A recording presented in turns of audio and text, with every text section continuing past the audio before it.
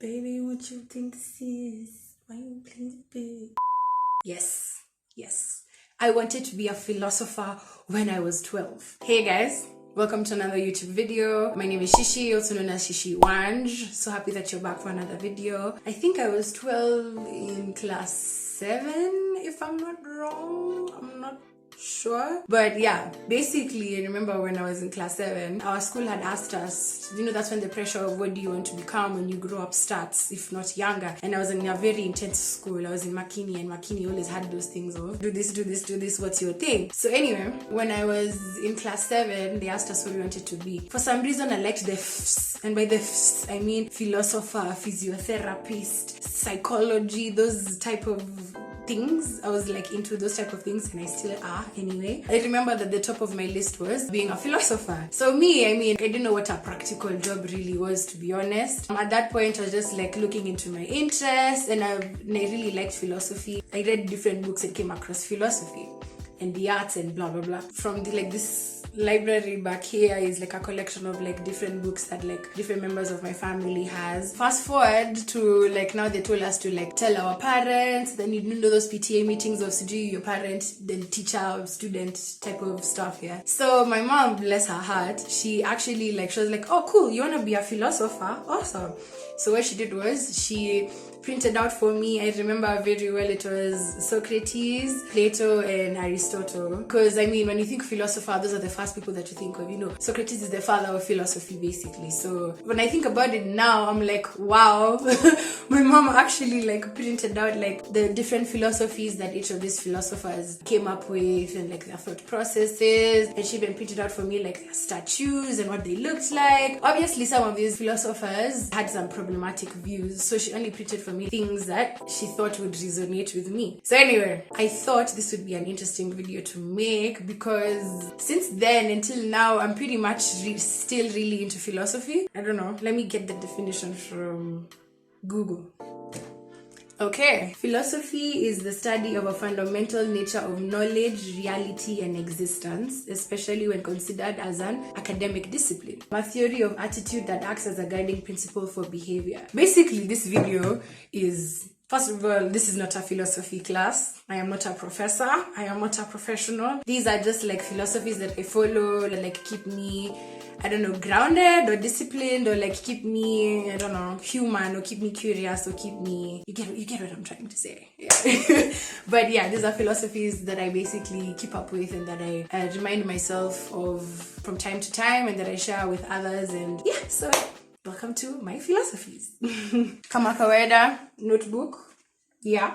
Philosophy number 1. I was trying to figure out if I want to do it according to philosopher, but then I realized that maybe wouldn't make so much sense, because some of the philosophies of like some different philosophers like kind of just like mesh. So I was like, okay, maybe let me just mention the philosophies and then say where they come from. So the philosophies I'm going to mention are Greek, Japanese, and Chinese philosophies. Some of them are from books that I've read, movies that I've watched, some that I've come up with my own, because some of them are just concepts. So yeah, like I said, this is not a philosophy class. So the first one is Chinese. Basically it's balance. Balance is something that I talk about all the time. And the concept of yin and yang comes from a philosopher called Lao Tzu, who's Chinese. Basically talks about the yin and the yang, how two things coexist in harmony. This is the good and the bad, and this is the bad and the good, and then this is the whole picture. Striving for balance is something that I do for myself, and that I would recommend for others. It's not easy, of course, achieving balance, but for someone like me, like the way my brain works, the way my system has been like wired, I require balance in order to get things done, to achieve my goals, to stay grounded, to stay focused, to not lose my mind. Also, I need to strive for balance, because I'm both a very emotional and both a very logical person, and those sometimes that can like knock heads. So when I discovered the theory of yin and yang and Taoism, I don't know if it's Taoism or Taoism, I don't want to butcher it, but yeah, when I discovered that, it made me realize that duality can coexist. It doesn't always have to be good and bad or this and that. They can exist all at the same time. time, and then you see like the bigger picture. You can find balance in everything that you do. Just, like keep things balanced, like work hard, play hard, serious and goofy. Like this channel, like I said, is a combination of serious and goofy. Don't be so like hyper focused on one thing and then you lose on the other thing. I believe there's a time and place for everything, and two energies, the yin and the yang, can coexist at the same time. And actually the concept of yin and yang is feminine energy is yin and masculine energy is yang. So those two coexisting at the same time is also like from that concept. So yeah. The second one is a Japanese concept termed Ikigai. Guys, Ikigai like changed my life. I'm not even gonna lie. Ikigai is the philosophy of finding your purpose. Now I know some people when they hear purpose, they get bored because some people don't think that they have a purpose, or people think that a purpose has to be like this huge and almighty thing. I don't think so. I do believe every single person has a purpose for being alive and for being here like right now in this moment, in this existence, in this 2021, in this January, But I don't think that every purpose has to be like this huge dramatic thing. Sometimes your purpose could just be bringing joy to people. Your purpose could be the guy who gives the honest truth to people. Sometimes your purpose could be, sharing knowledge with others. Sometimes your purpose could be, being a listener. It doesn't have to be like this dramatic thing of, my purpose is to like change the system. My purpose is to be this shift of what. No. And for some, yeah, that's what it is. But I don't believe that every single person's purpose is this like huge thing. That will lead me to like my next philosophy, but for now let me just explain what Ikigai is basically. Also this ties in with like the whole balance thing. I believe like you can find balance in almost everything, to be honest. So Ikigai basically is when you have passion, vocation, profession, and mission. You do what you love and love what you do while it helps others and it helps you. You enjoy what it is that you do. It inspires you to wake up in the morning, and then you're good at it. And then because you're good at it, you can get paid for it. But other than it, you being just paid for it or getting like returns or whatever, the fruits for it, it also helps other people. There's a equal like kind of like give and take between like the 4 points, because having a mission only can like drain you. Having a passion only, you might not get like maybe the rewards that you require. Having a vocation can also just leave you quite empty, because you'll be like, do you work hard, but then it's like the other dots are not connecting. For me, when I discovered Ikigai, it changed my life because it made me like organize like my hobbies, the things that I enjoy, my interests. These are the things that I can just like do for myself that I have fun with, and these are things that I can do for myself while also helping others, while also making money. I'd really encourage you to try and just like write it down, literally write all of them down, and usually it's things that you enjoy. Figure it out and just map it out, and yeah, I'd really encourage the concept of Ikigai. Shout out to the Japanese.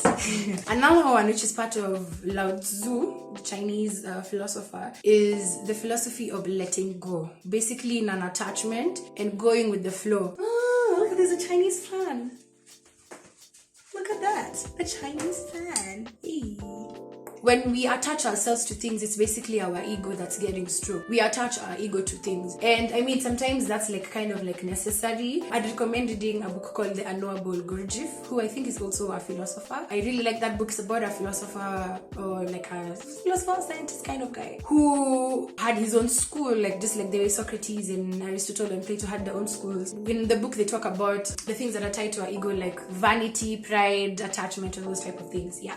But anyway, and the beauty of this thing is like when you let go of things, they come to you. When you overthink about something, you kind of like repulse it. It's like when you suffocate it, it's like, I want money, I want a job, I want money, I want a job. Fine, you might be stuck on that thing. Now the art of like the non-attachment is, okay, you've done the work, you trust that what you've done is like the best that you could do, and then you just like let it go and let God do what he's supposed to do, let universe do what universe is supposed to do. There's different ways to look at it. There's like basically like let your faith be the one to water your seeds kind of thing. And then there's also this letting go of maybe labels you've been given, or that you've given yourself, that you've outgrown, or maybe like a profession or a career that you thought you would have for the rest of your life, or how you thought your relationship would look like, or how you thought your life would be by the time you were 25. I don't know, just what you thought maybe your group of friends would look like. It's like the art of non-attachment. It's just going with the flow.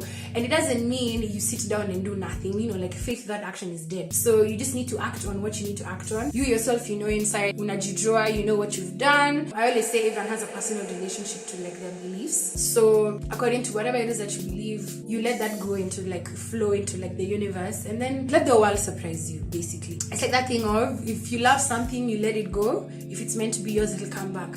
That's what I mean. Go with the flow. Let the world surprise you. You know, let people surprise you. Surprise yourself. Next.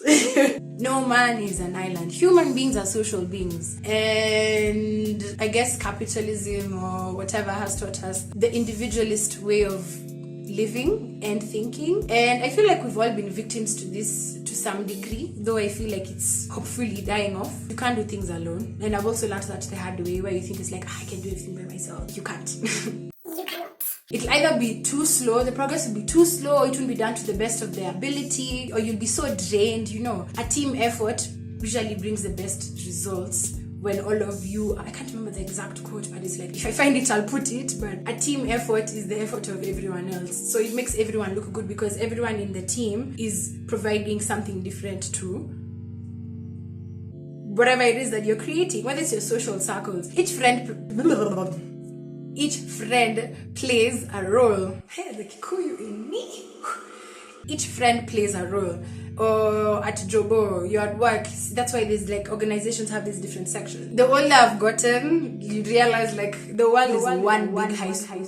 You know, cliques exist, societies exist, communities exist. For me, I just call them communities because one person has to share some interest with someone else. You share interests together, you find other people who share common interests. And no one is also the same. No two people are the same. You know, I feel like that can tie in together. No man is an island and no two people are the same, but then you can coexist together to create like this community. People should stop trying to trample on each other and trying to get ahead and instead work together so everyone can like...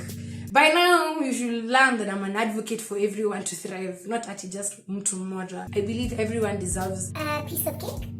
I believe everyone deserves a seat at the table, you know, provided that you're bringing something of value to the table. You know, everyone needs someone needs everyone. I don't know if that makes sense. But no man is an island. Please do not ever think that you can do everything by yourself. Have a team. Having a team is amazing. Having different social circles is amazing. Which brings me to a theory. This is now my own personal philosophy that I share with my friends.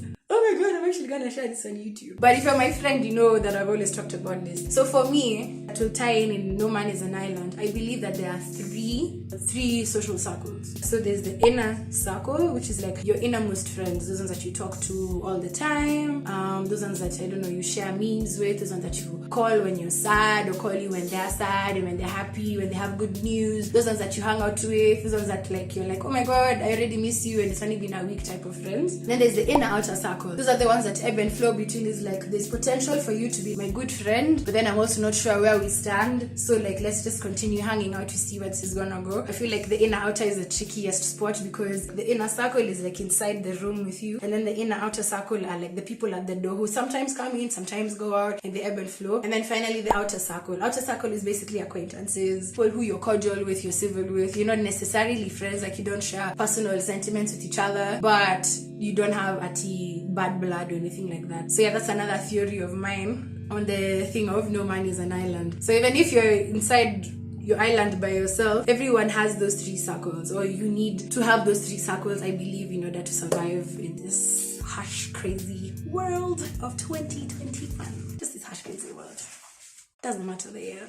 Regardless, even in 2009, you still needed to have social circles. You still needed to have people who can be there for you, and you have to let people be there for you, and you should also be there for others. Which brings me to my fifth point. Change is inevitable. I feel like that's obvious. If you haven't had this quote, change is so inevitable. It's the only constant. Every time I try to stay fixed on a decision that I've made, or a concept or an idea, I'm like, okay, if I want to grow, I have to change. Like, you can't do the same thing and expect different results. You know, evolution, change, those are things that I constantly remind myself of to thrive, to grow, to evolve. You will change as a person. You will change your ideas. Your emotions change. Your health will change. Your social circles will change. Finances will change, outlook on life will change, your perspective change, all these things change. It's just about how you adapt to these things. When you're stubborn, life is hard. Let's just be honest. There's absolutely no need for you to be super stubborn when you're being shown the signs. I've ever met people who the signs are there, like what they need to do is right in front of their faces, but they're like, no, let me just. Me, I know what I've been told. My mom told me, my dad told me, therefore I must do it like this. And it's like, okay, no, that's just self-sabotage, because change is constant, man. Change is inevitable. It happens every day. The way I woke up today is not the same way I woke up yesterday. And then you see, no 2 days are the same also. So that's already like, bas, I'm done. I'm done with that concept. Not 2 days are the same. You don't wake up the same every day. Your relationship with people changes every single day. Conversations change. Your ideas change. And yeah, period. And then another one that I really like is everything is nothing and nothing is everything. Basically what that means is that everything is interconnected. I believe that everything is like interconnected. From the tiniest molecules in the atoms have been created like to create all these like big, is it the Big Bang? Dark matter. Everything started as dark matter. I believe everything is in vibration. Literally every single thing is in vibration. From the tiniest molecule, from when the planet was like our solar system or our universe was birthed, for lack of a better word, everything is connected to everything. That's why we feel so much of everything. When you go out into nature, you feel the nature. When you feel the sun, and like sometimes I wonder if the sun feels nice that you're basking in the sun, or if the moon feels nice that you're staring back at the moon, you know, those kind of things. When our universe started, tiny particles, that tiny particle bonded with another tiny particle, made another one, made another one, made another one. What is it called? Like the seed of life, then the fruit of life, then the flower of life. We learned this in biology, but I guess this is also quantum physics, if I'm not wrong. But yeah, again, this is not class. It's like they say we're made in God's image and likeness. If we were made in his image, then call us by our names. That part. Human beings are so the same but different. We are made from the same matter of things. It's just that our emotions and our processes with those matters are different. I don't know if I'm making sense, but I do believe that everything is connected. Once you realize that, you get this like deeper loving and deeper knowledge and deeper compassion for everything, not only like other human beings, like other people, but even like animals and nature and just how people think and why people behave the way they do. Once that philosophy or that concept really like entered my mind, and when like I really thought about it, it just made me have so much compassion and empathy for just people, man, because everyone has their reasons for acting like the way that they do. And of course, not all of it is justified. It's valid, but it's not justified. There's this thing that I like saying, your feelings may be valid, but your actions towards those feelings may not. Let's say, for example, someone hurts your feelings. It's very valid for you to feel hurt, but how you react towards them hurting you is totally different. It might not be valid. It's not justified.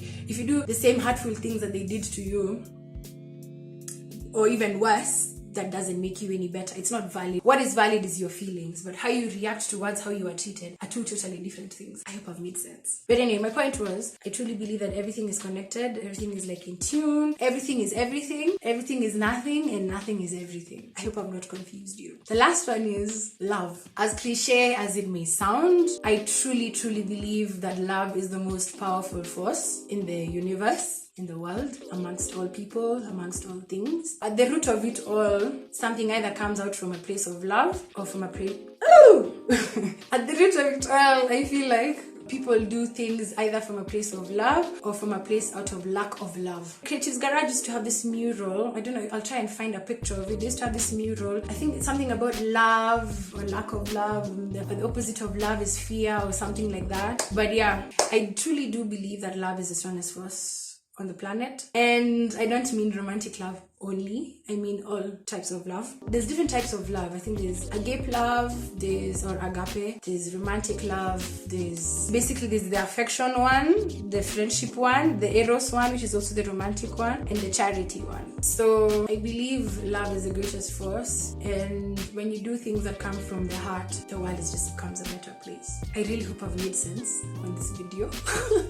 I hope 12-year-old me would watch this video and be like, she kind of knows what she's saying, you know. I hope I would feel that way. But yeah, I just wanted to share philosophies. These are just but some of them. I feel like I'll remember more like at 3 in the morning and I'm like, damn, I should have said that video. What are your philosophies? What findings did you get from like practicing those philosophies? Did they work? Did they not work? And which philosophers do you like? Do you like the Greek ones, the Japanese, the Chinese, the Buddhists, and all those different types of philosophers? I forgot one, which actually should have been at the top of my list. Philosophy by Socrates, which is know thyself. Know thyself. Period. Self-awareness, I feel like, is so important. I feel like it's the key to life. It's the key to everything. Key to literally everything. Know thyself. The Socratic method. Question things. Knowledge is power. You know, wisdom. Knowledge about others is power, but I feel like knowledge about self is wisdom. I don't know if I'm saying it right, but just know thyself. Yeah, I think I'm just going to end it on that note. Thank you for watching. It's been fun making this video. I hope you enjoy, and I will see you in the next one.